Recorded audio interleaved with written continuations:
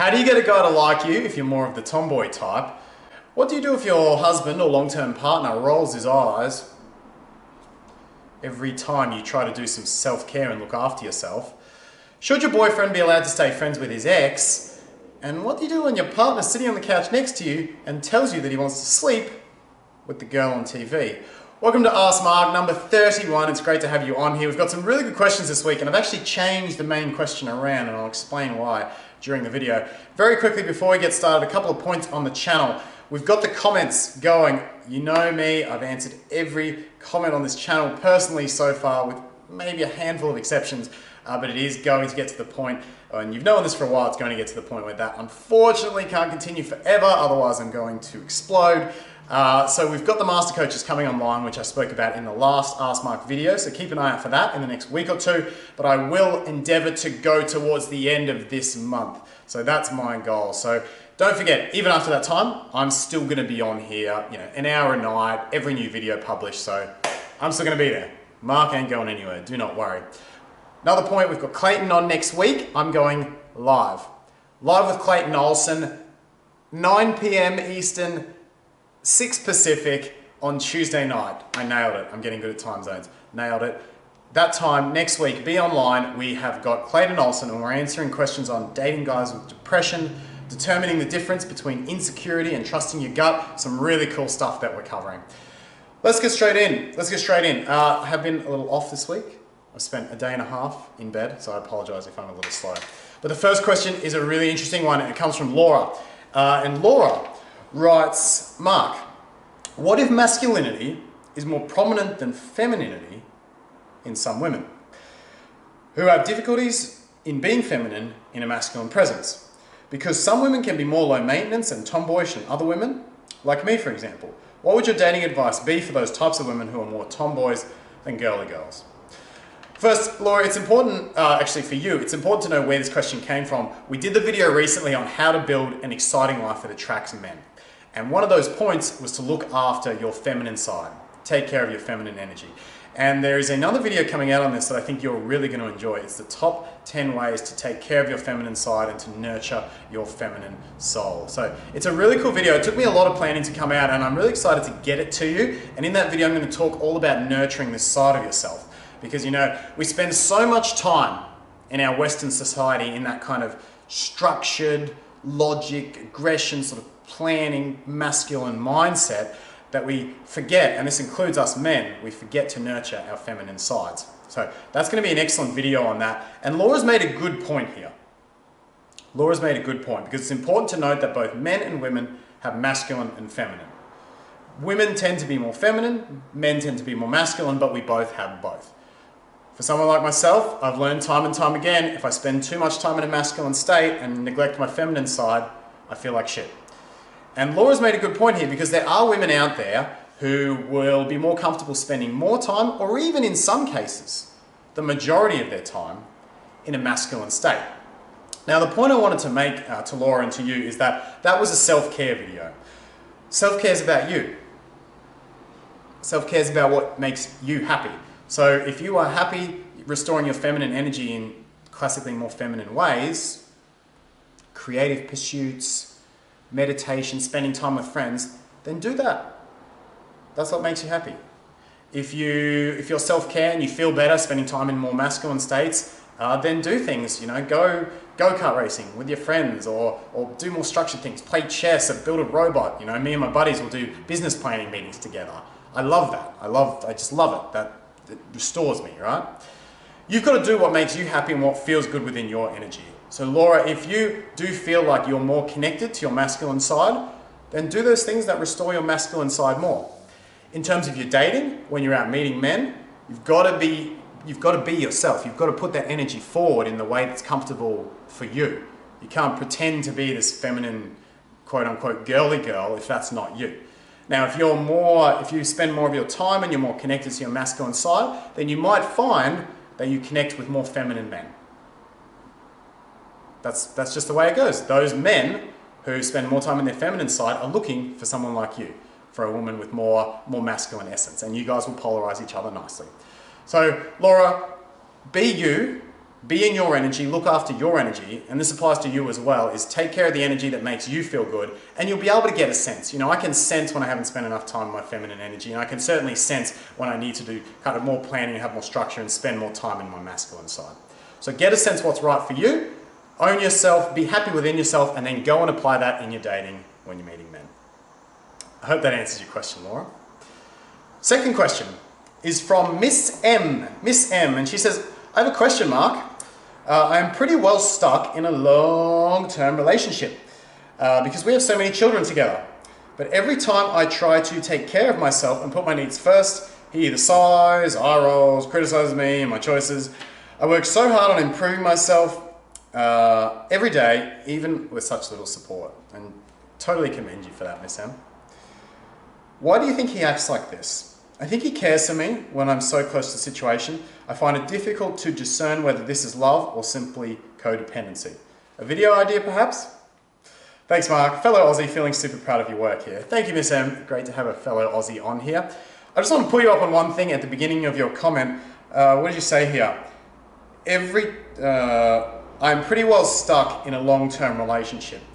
Miss M, you're never stuck anywhere. Okay, I want to make that really clear. Anytime you, and this goes to you as well, anytime you are feeling like you can't do something about your situation, and you're telling yourself, well, I'm stuck here, I have no power, there's nothing I can do, you're giving away your power to the situation. Essentially, you're being a victim. And as long as you're a victim to the situation, you're always going to feel like shit.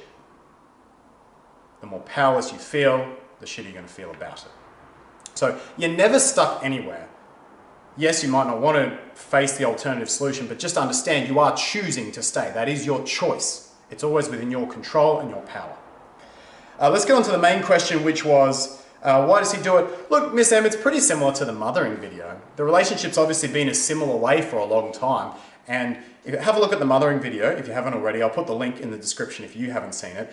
Have a look at that video. You know, when a woman mothers a man, and you know, his clothes are getting done, and he's getting reminded of all his appointments, and everything's taken care of, and it's brilliant for him. How do you think he feels if she stops doing that? He's not so happy, is he? He rolls his eyes, he gets a bit critical, he groans and mutters and stuff.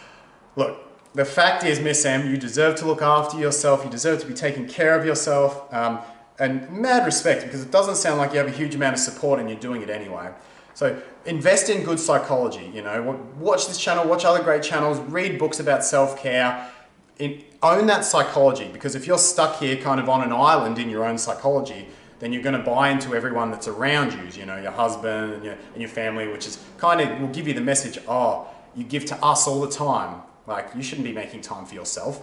And if you've been living in that psychology for many, many years, then everyone's used to it. Right? And you go, oh, that's the way things should be, right? Well, no, that's just the way you've gotten things. That's the way your habits have formed. That's the way things have gone.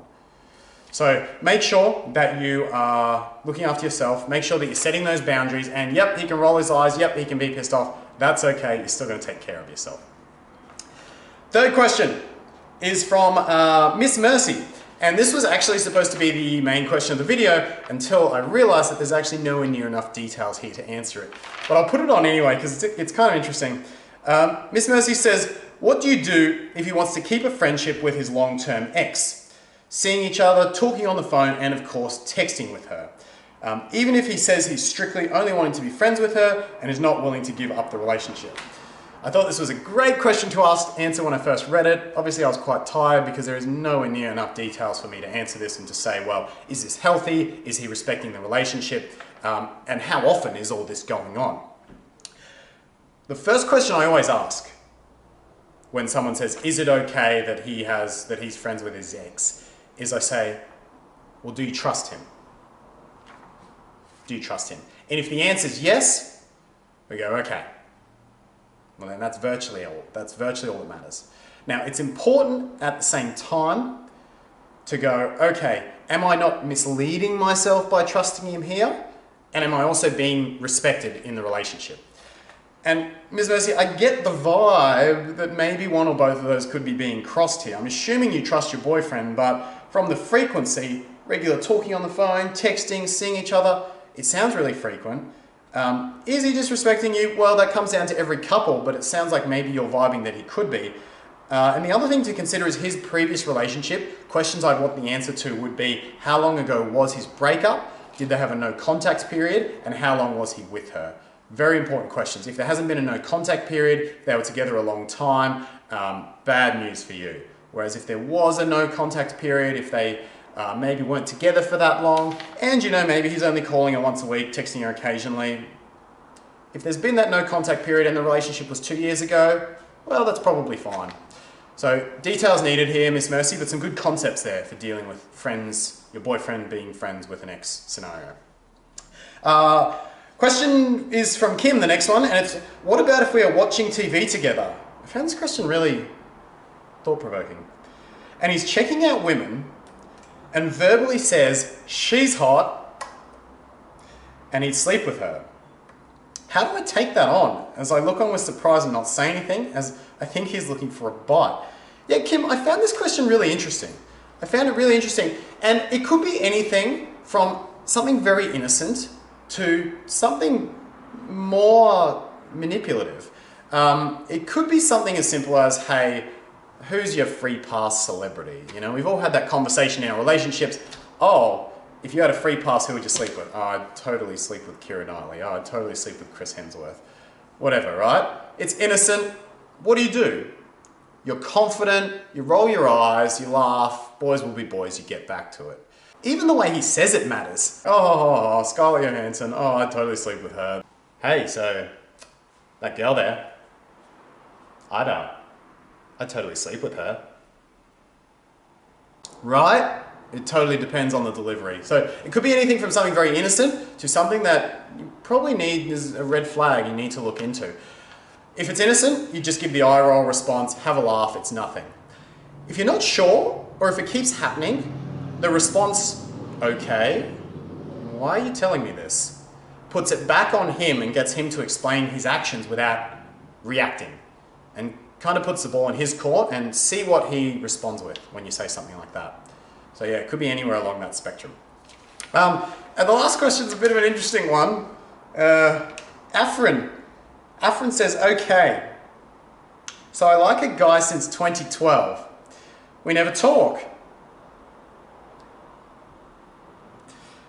He's kind of my relative and we don't see each other much. Okay.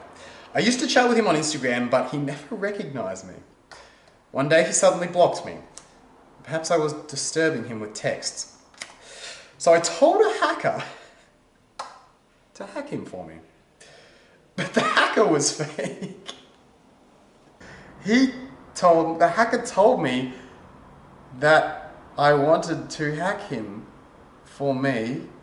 So I created another account with my name and told him it was me, told him not to tell anyone about, you know what, I'm done with this. Well, that's it. Thank you for watching. We will be live with Clayton Olsen from Clayton Olsen Coaching next Tuesday, 9 Eastern, 6 Pacific.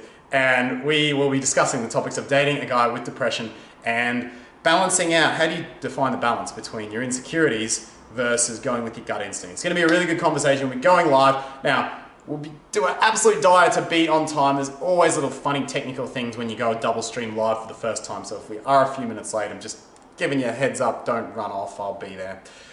Thank you for watching. Leave your thoughts, comments, questions, etc. all below. Put them in the comments. I want to hear them. Give the video a thumbs up. Don't forget to subscribe. Hit the little bell, as you always do, so you get notifications of new videos, and I will talk to you very soon.